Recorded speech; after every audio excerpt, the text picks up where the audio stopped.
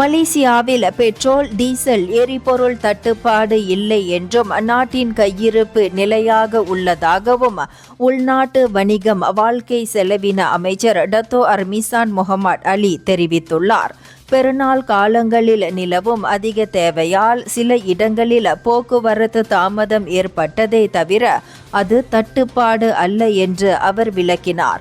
மேற்காசிய நாடுகளின் மோதல் சூழலால் கடத்தல் அபாயம் அதிகரித்துள்ளதால் எல்லையோரங்களில் கண்காணிப்பு தீவிரப்படுத்தப்பட்டுள்ளது.